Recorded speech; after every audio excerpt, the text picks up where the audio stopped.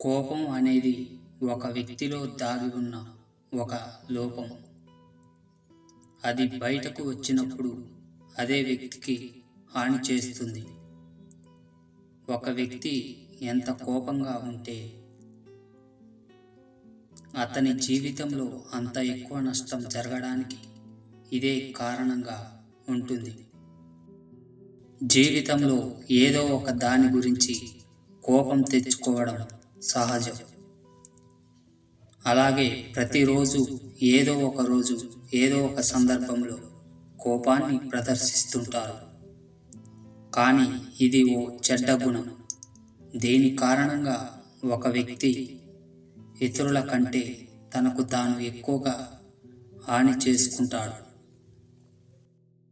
ఈ కోపం కారణంగా ఒక వ్యక్తి తన జీవితానికి సంబంధించిన ప్రతి విలువైన దానిని కోల్పోతాడు.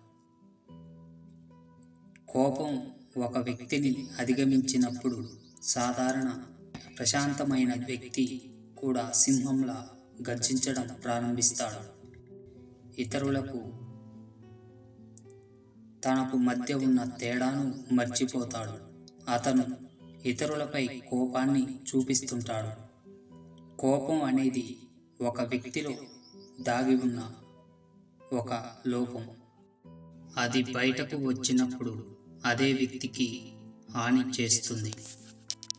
ఒక వ్యక్తి ఎంత కోపంగా ఉంటే అతని జీవితంలో అంత ఎక్కువ నష్టం జరగడానికి ఇదే కారణంగా ఉంటుంది. ఎటువంటి పరిస్థితిలో ఒక వ్యక్తికి కోపం వచ్చినప్పుడు అతను మౌనంగా ఉండాలి. కోపం మనిషి యొక్క అతిపెద్ద శత్రువు.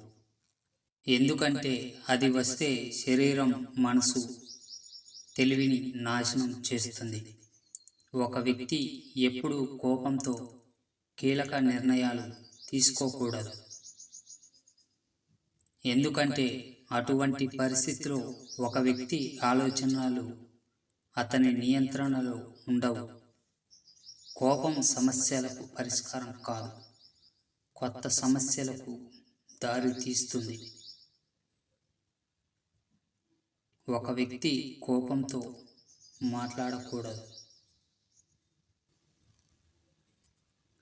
ఎందుకంటే ఈ సమయంలో తీసుకునే నిర్ణయాలు చాలా బాధను కలిగిస్తాయి. కోపం అనేది ఒక విధ్వంసక తుఫాను లాంటిది. ఇది స్వల్పకాలమే అయినా ఆ వ్యక్తిలోని ప్రతిదీ నాశనం చేస్తుంది.